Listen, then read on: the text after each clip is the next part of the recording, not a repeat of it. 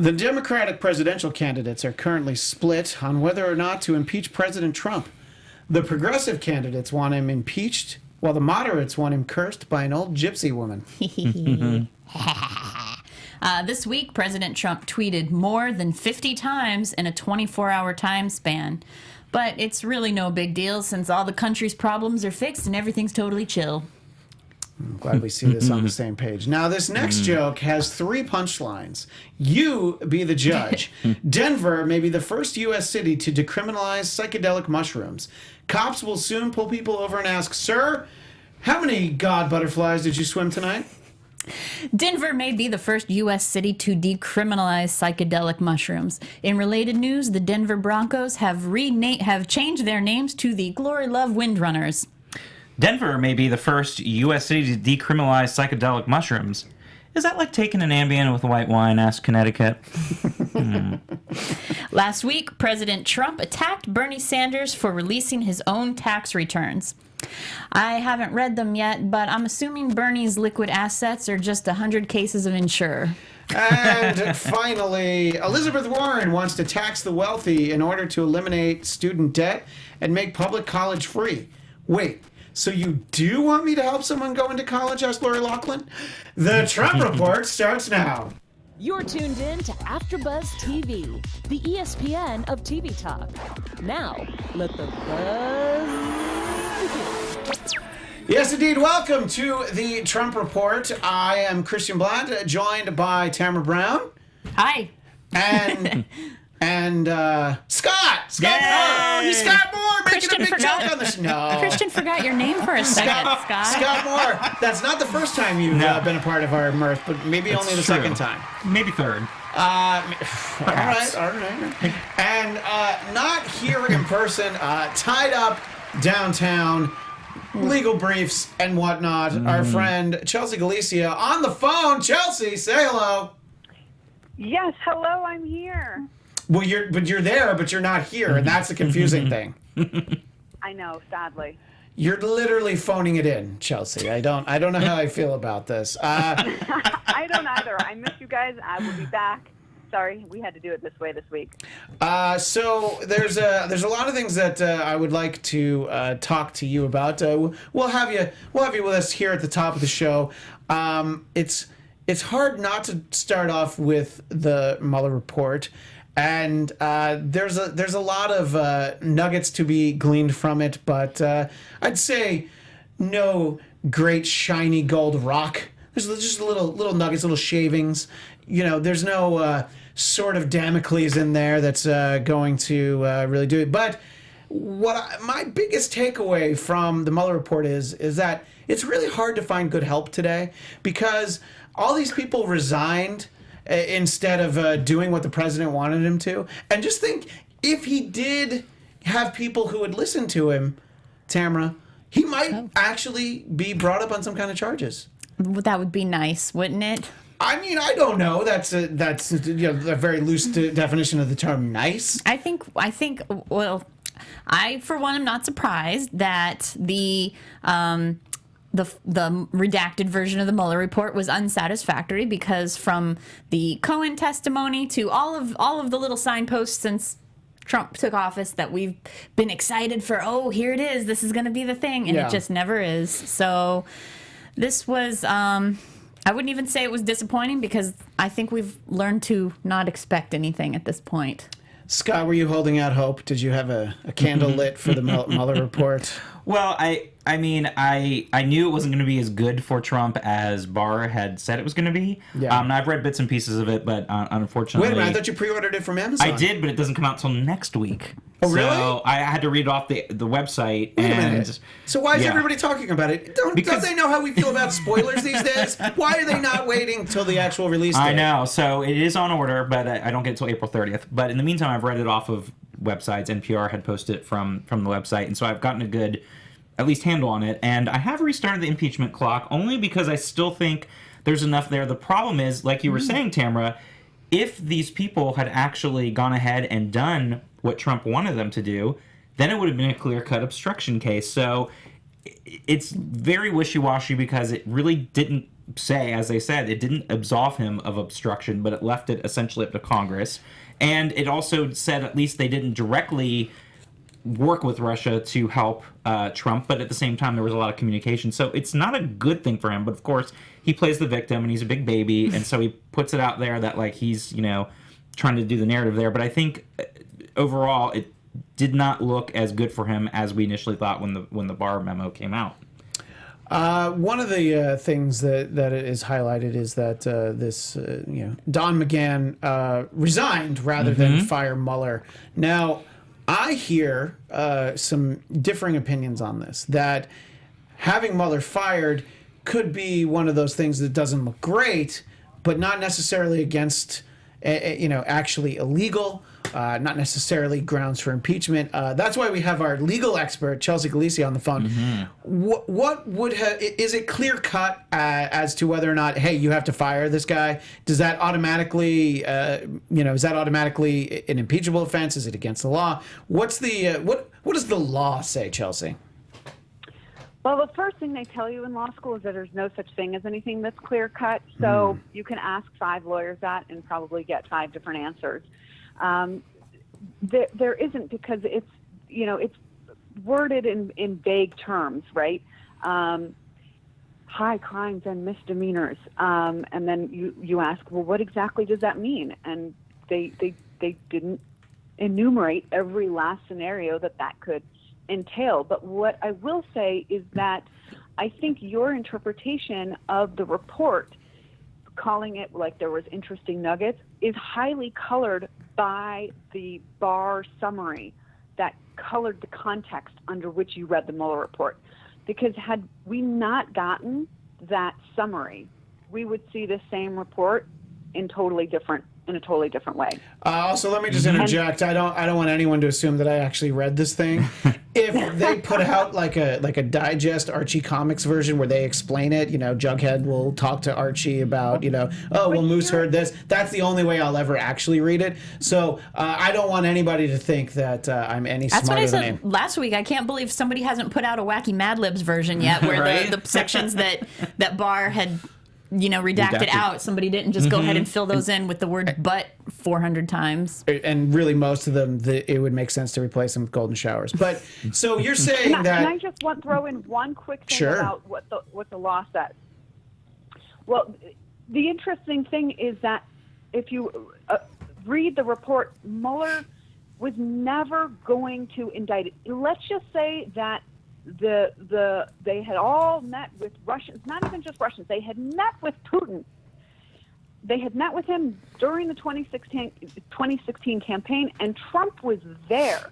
And they all knew that it was illegal because, right, that was the one thing that prevented Mueller from bringing anything against Don Jr. was because he said he didn't know that he was willfully breaking the law in getting information from the Russians on Hillary. But let's just assume that they all met. Putin was there, Trump was there, everybody met, and they all knew it was wrong. According to the way Mueller did this report, he was never going to indict the president. He was going to lay out all the facts and leave it to Congress because he is operating under the assumption, and it is an assumption, it's not established law, that you can't indict a sitting president.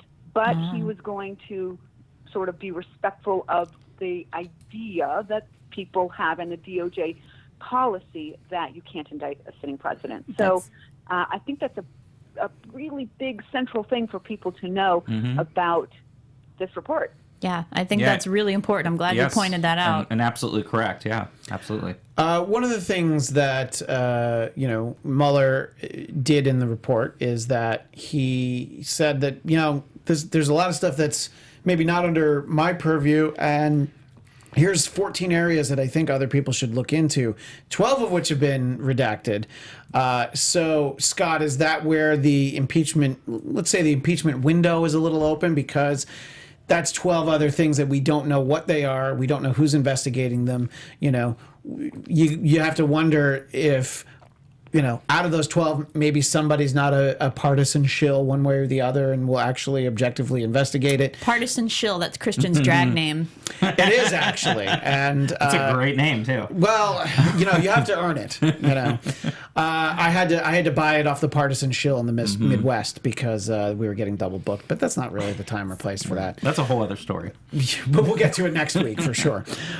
So is that really? I mean, there may be plenty of other things, but is that something that you feel like is?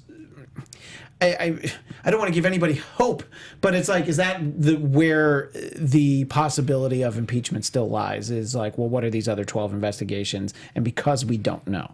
Well, I think the other investigations are still out there, and they're going to eventually come forth. But I actually think what's out there that's not redacted is technically enough because, as Chelsea was mentioning earlier, it's high crimes and misdemeanors, and really there's no exact definition for Congress to go on, and some people have said, the intent was there for Donald Trump to obstruct, and the only thing that saved him essentially was the fact that none of those people were going to do his bidding.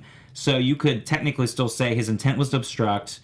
Clearly, he had reasons that he was frightened, and you've heard the other rumors that he basically said that he thought he was effed, and that was the end of his presidency and all that. So that's not the talk of an innocent person, and if the intent was still there, that's enough to say technically, hey, this is not good for a president or the interests of the nation to be putting his own interests before the nation, and that's enough to do. Now, whether or not Congress wants to take it up becomes more political and murkier, especially as we were talking about a few weeks ago before the Barr summary even came out. We're just running out of time. We're running against the clock now to the point where would it be good for the nation to go through the impeachment hearings and go right through an election at that point when now the voters are going to have a say if they want to keep him in office or not. So that's the other thing you're working against you. If it was maybe a year earlier, then it might have been something to say, yes, let's go forth and work on it. So I think it's really going to be up to Congress and how they feel with the political timing, if they're going to get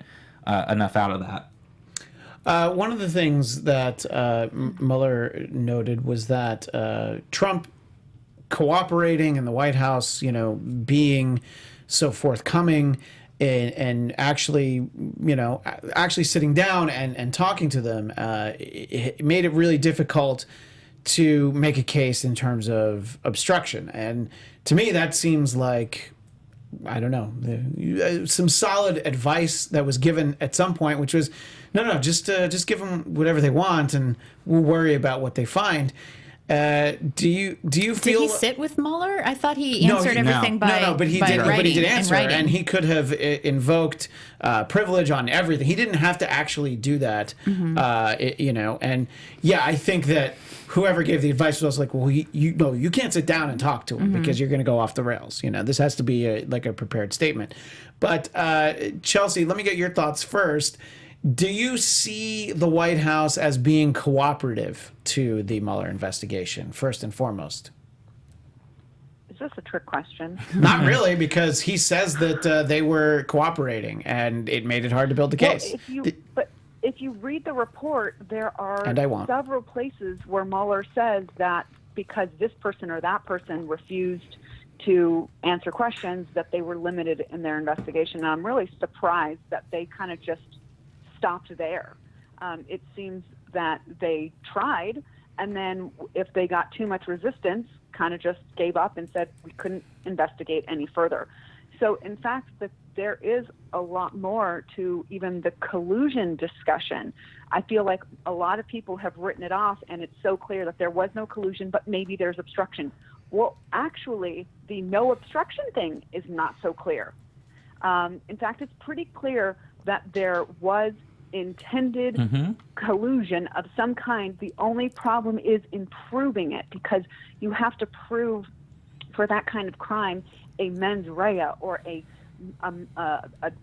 mind frame that decided to break the law. And essentially, a reasonable interpretation is that people like Don Jr. were too stupid or ignorant or uninformed or whatever is the right word to use. I don't even think it's ignorant. I think it's that family doesn't have the, not even moral gauge, but like that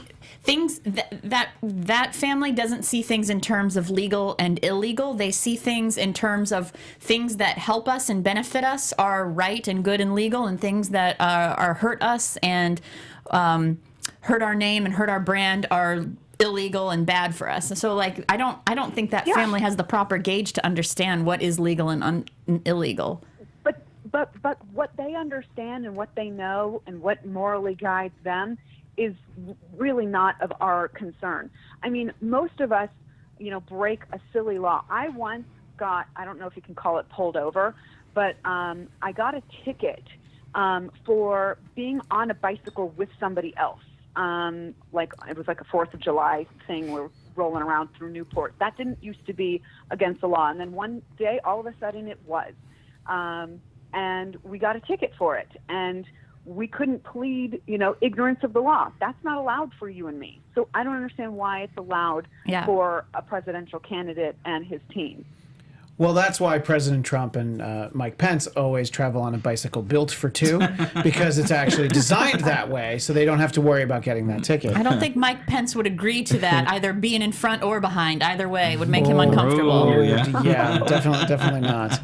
One of the other things that the big takeaway was this reaction that President Trump had that I think we're trying to keep things clean around here these days, was when he heard that Mueller was appointed, he said, "I'm effed," and ultimately, I guess not. But I wonder, Tamara, your thoughts first.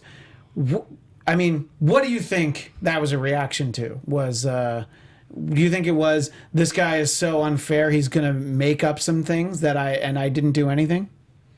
No. No, not that? Oh, that's surprising. I think that, God, that's hard to say, because you're asking me to, understand Trump's psychology, and I have no idea what he could have meant. I do think he thought that he's screwed, but I don't even think he put that much thought into it to know to mean I'm clearly innocent. They're gonna come up with something to lambaste me. I don't think he's.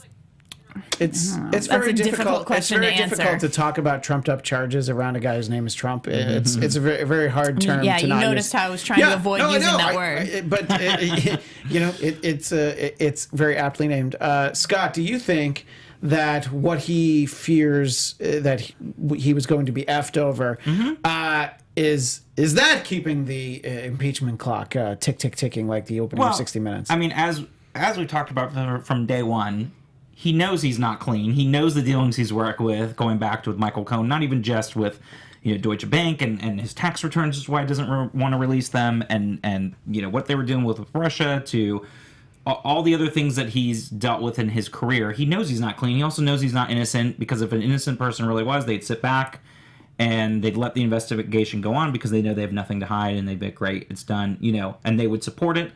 And so for the fact that he knows that he's not innocent, knows that he's not clean, and the fact that he has to keep going on about it, even though he says it should be done with now and moving on, he's the one that keeps bringing it up and tweeting multiple times a day about it. So again, he still can't get over it. And I don't think he fully understands what the word collusion means. He doesn't understand what a lot of things mean, because basically, what is he at a third grade level when it comes to reading and speaking? So he doesn't understand a lot of those things, but he feels which rightfully so, if he continues to harp on the same thing over and over and over again, it does start to sow doubt in people. Even when you're completely lying, if you say it enough times, it does sow doubt. And they do this brilliant plan where, like, Barr comes out with this summary, and it sets the tone for, like Chelsea was saying earlier, to when the report actually does come out and doesn't look as good, you've already had a couple weeks to almost a month, basically, lead time of being able to say, look, it's fine, and my attorney general says it's fine, there's nothing to see here, folks, and now you've already set that, and you keep harping on it every day. It makes people start to have doubts, and if they support this person, and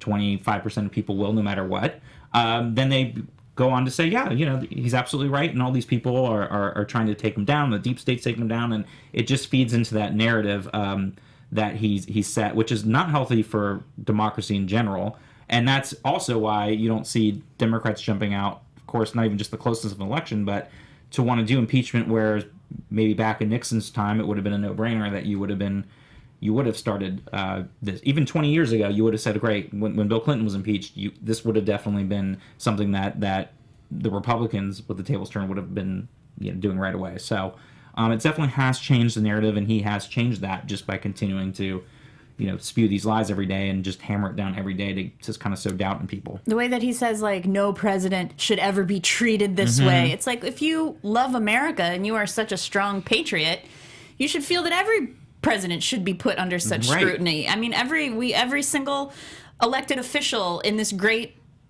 amazing, tremendous country of ours should be under that sort of scrutiny, because that's what keeps a country strong. Right, and they should be set to a higher standard, not the other way. Going back to what Chelsea said, they should be setting the example, so when they do anything that looks bad, that they are held to a higher standard than you would even a usual, everyday citizen, because you're representing the country. You have a lot of power. You have a lot of things that you deal with. You should be the one setting the example, not the other way around, to where you get away with whatever you want because you think you can because you're a president.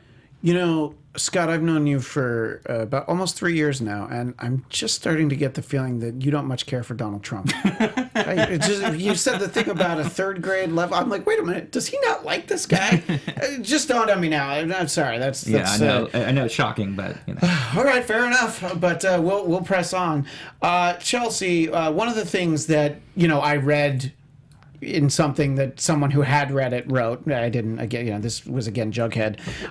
That this idea that the Jeff Sessions resigned or attempted to resign much sooner than he actually did, and Trump wanted to kind of hold on to the resignation, and he was going to kind of hold it over his head. And Reince Priebus and Steve Bannon were both like, "Look, we know bad ideas. That's actually a really bad idea. You need to actually give it back to him."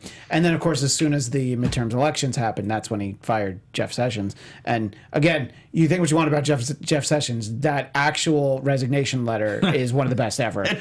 As per your request, I'm resigning. But anyway, and forgive me if that's not an area of this that you're familiar with, but just in theory, can you see any problems from having an attorney general that you're just hanging on to his resignation letter? It's like, no, I'm not going to take this. I'm going to use this when it's my own moment. When it's the right moment. Yeah, an attorney general is not a political pawn or a tool of the president. The attorney general is the president of the people of the United States of America, and this kind of is a good point to have us all pull back and a little bit get out of the weeds. And I think this would be an amazing opportunity if Democrats wanted to reclaim to be the party of the Constitution, which most conservatives try to say that they are, and they like to follow the letter of the law. Go back to the Constitution, and which says that there are 3 equal branches of government, and that the Congress is charged with oversight of the executive branch. And if we start from there, then we might get somewhere, instead of being worried about all the noise about, well, should we really hold the president accountable this close to an election? Then that just makes it seem like it's all about politics. If we can cut through that noise and just actually go back to the Constitution and give us all a refresher. I mean, I know that we're all still nose deep in the Mueller report, but right after that, then we should go back to the Constitution and back to the laws, so that we can just get right to the heart of the matter. Should we continue investigation? Yes. Should that investigation lead to impeachment? It's looking like yes. And does Jeff Sessions have anything to do with it? The way that he was used and manipulated, and the rest, that's probably part of the equation. So I agree with you. I do too. But small but important part, and we should keep going. I agree with you 100%. But also, I'm imagining if Nancy Pelosi did say those exact words, that we need to go back to, follow the law of the Constitution, I could just imagine that would be the farthest left, or more evidence to be, see, she's moving further right. She's too moderate. No, I agree with Chelsea, but I would say, unfortunately, politics does play into this because of how close it is, and because we know, just like anyone else that's in politics, they don't have a spine, and they're just thinking about their next vote, and that they're concerned that Donald Trump, as dirty as he is, and as desperate as he is to hang on, to cling to power now even more so, knowing that when he gets out of office, he loses that immunity, that he's going to do every dirty trick he can to hold on to it, that Democrats are afraid he's going to do exactly what he's been doing, and barrel, hammer everybody every single day on this to where the threat is that Democrats are afraid they're going to lose. And now I agree with you. I think they should initiate impeachment. I'm just saying on a political side, I'm afraid that they will not because of that reason. I mean, I think that the I'll get to you in a second, Chelsea. Sorry about that. But I think the practicality of it is, as we've said for weeks, is you can do whatever you want in the House. You can say that you want to impeach him, and it doesn't matter.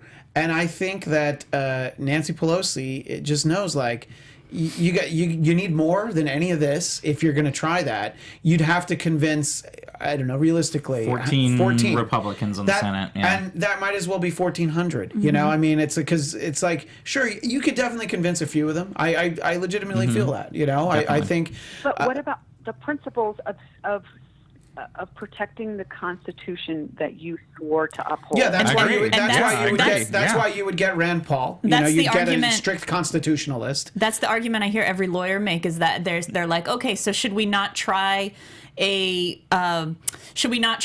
thief because we think that the jury's not going to convict him? Like, just not even go through the process. I mean, if you want to save the money on legal fees for whatever jurisdiction it is, yes, absolutely. If you know that you're not going to win, you might as well save the money. Go ahead, Chelsea. But you don't know that you're not going to win. That's the thing. And when we hold prosecutors to the standard of only bring charges in cases where you are 100% sure that you can get a conviction, then we are going to have even more rampant crime. That's not the standard. You must know you can get a 100% conviction. There are standards, and the more that we relax those, because we're in the day of Trump where norms, rules, and laws are relaxed, it is not a good precedent. We need to go sort of back to the Constitution and back to the basics and cut through the noise. And now let me just clarify that I'm not 100% sure that we should, like Elizabeth Warren is advocating, pursue impeachment right away. I think that the Bernie Sanders approach, which is to continue the investigations, and if that leads us to impeachment, then fine, we'll go that way. But I think that we can have a Congress that, hopefully walks and chews gum at the same time. They are upholding their responsibility to serve as oversight and accountability, while also still talking about the issues that Americans care about. Yeah, all that sounds cat memes. Yes, thank you, cat memes. I think that I think even Trump would agree with that. I'm sure he's liked a lot of cat memes. I would say that there's the Bernie approach is the right one. Yeah, keep looking into it. Absolutely. But we got to start it now.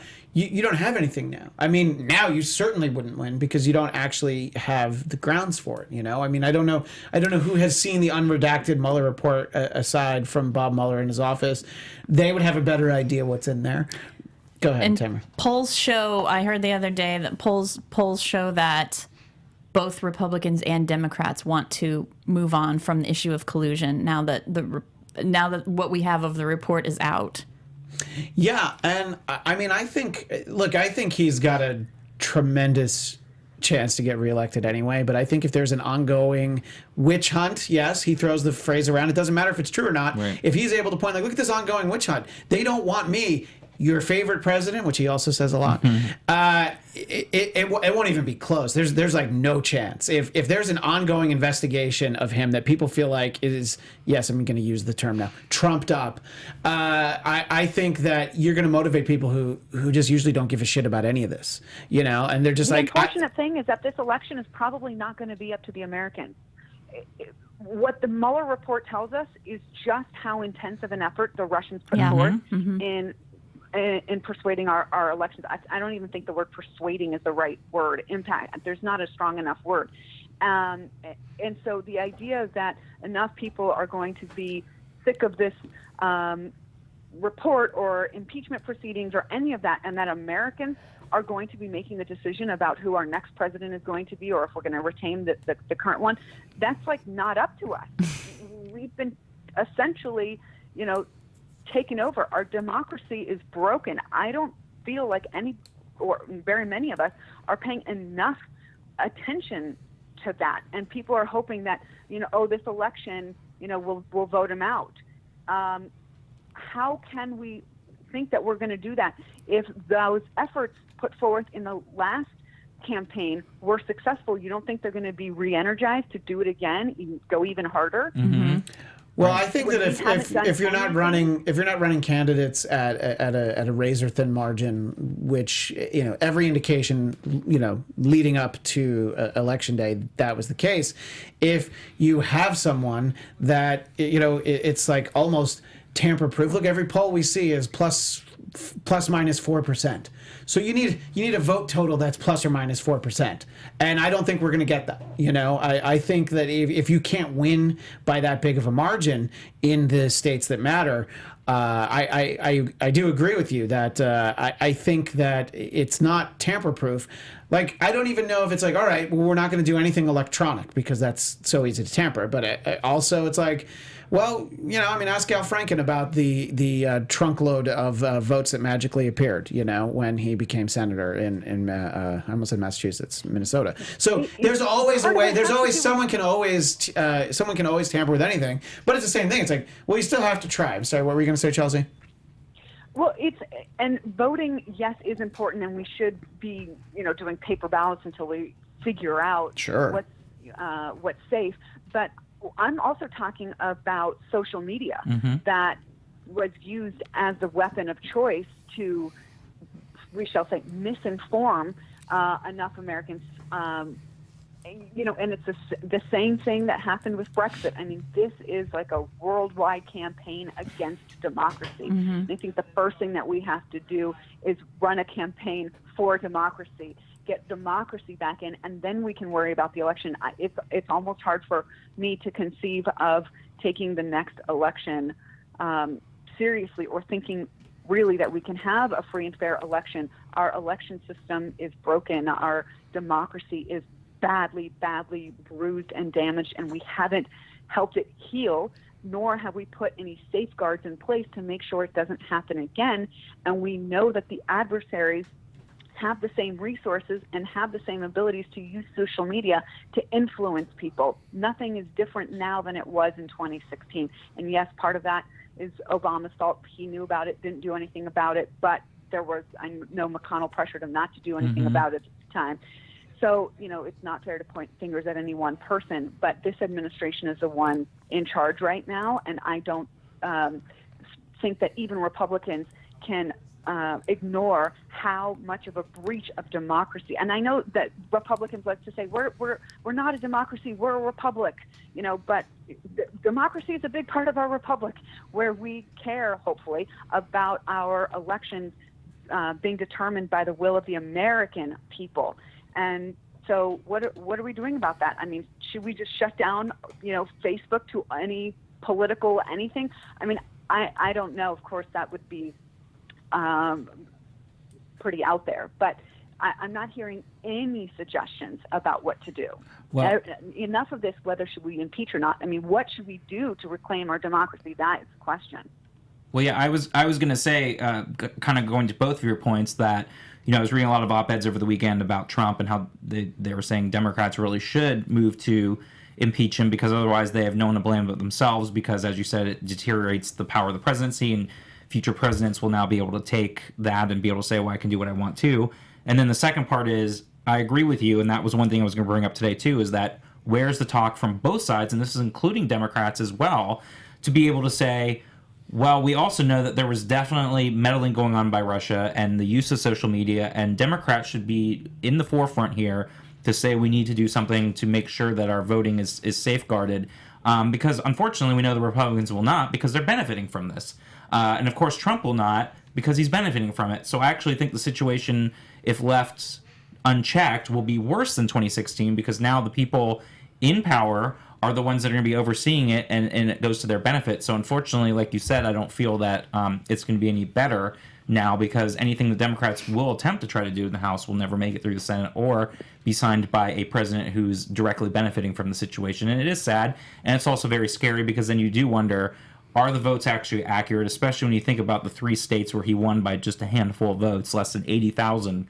Because on one hand, you feel optimistic that if the economy dips, which it already seems like it's starting to, and people continue to have this cloud that's hanging over him, that it would be easy for him to lose handily. But then on the other side, if you see that meddling has been happening and people are manipulated, that it would be very easy to see him eke out another victory, as incumbents already have a built-in advantage. So it is scary and sad, and I'd love to hear Democrats actually talk more directly and openly about what they want to do to be able to solve the direct meddling by Russia, and to make sure that we feel that we're being safe with our voting, and that it's a safe thing for people to be doing.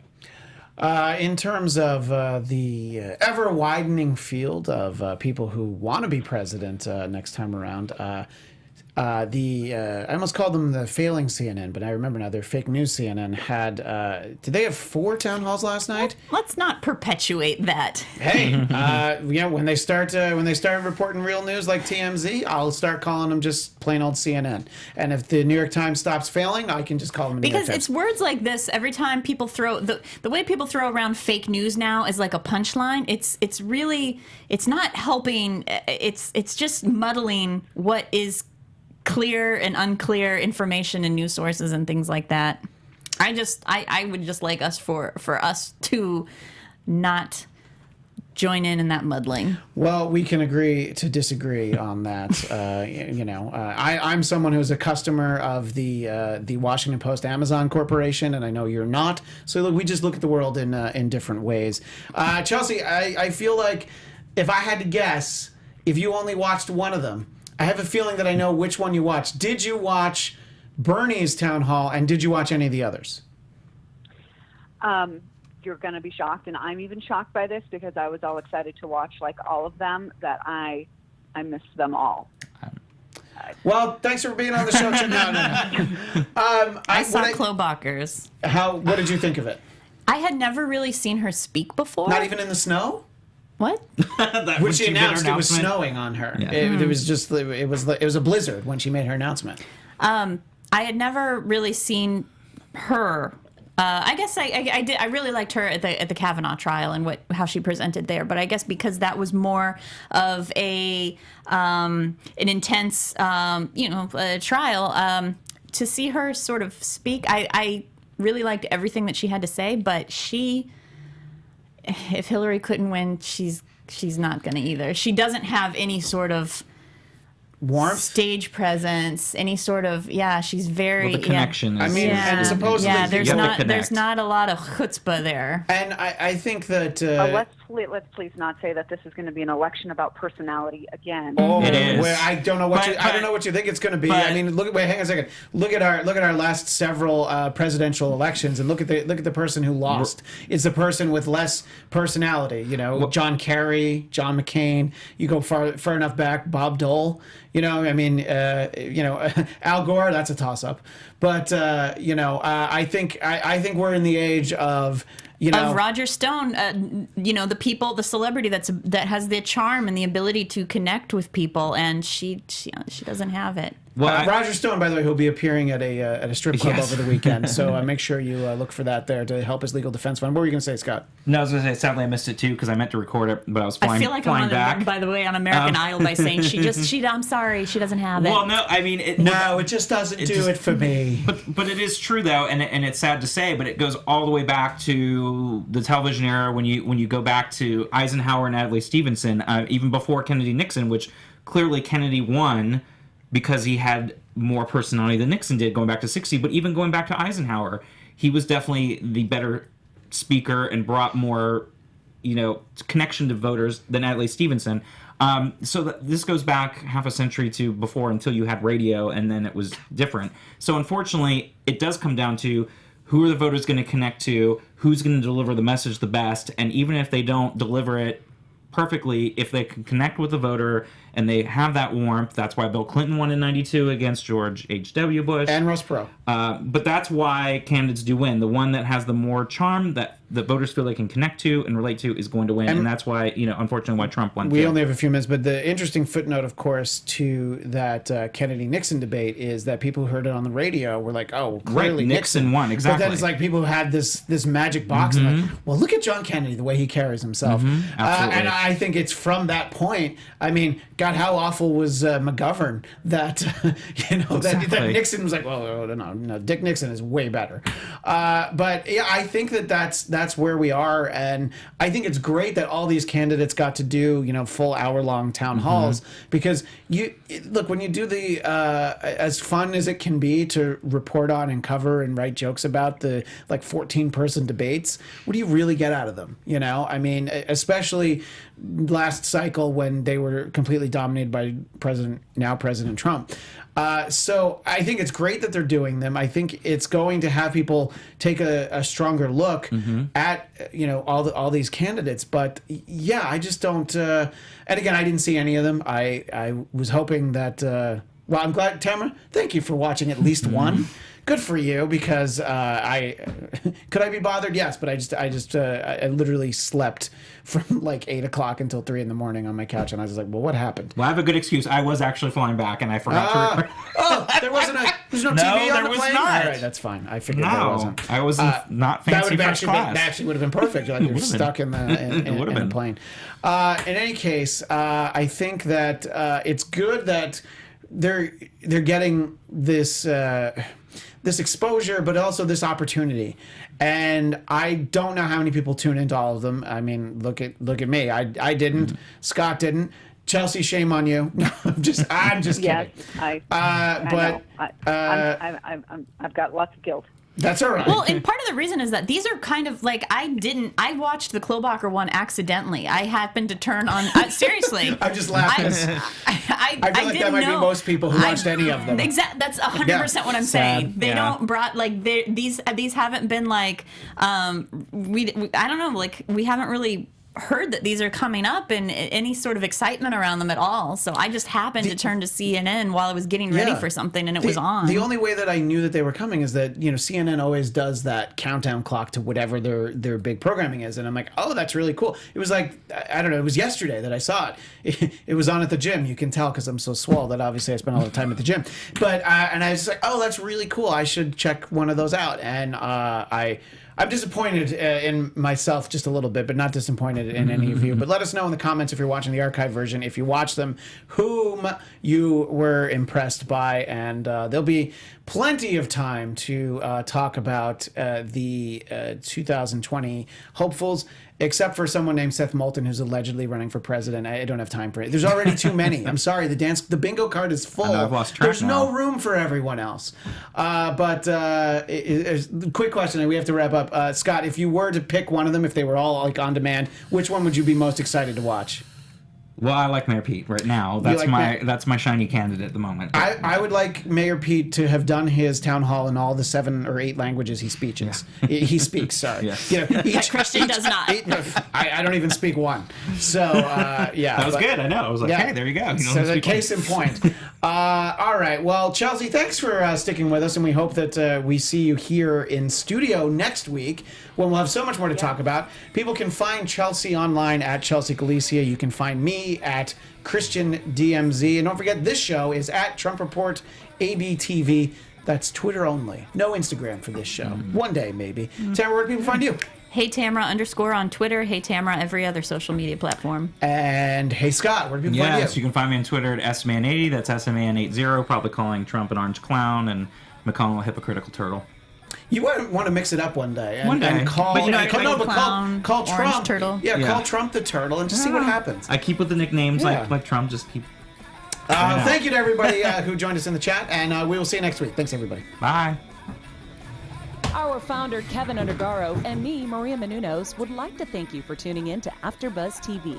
Remember, we're not just the first, we're the biggest in the world, and we're the only destination for all your favorite TV shows. Whatever you crave, we've got it. So go to AfterBuzzTV.com and check out our lineup. Buzz you later. The views expressed herein are those of the hosts only and do not necessarily reflect the views of AfterBuzz TV or its owners or principals.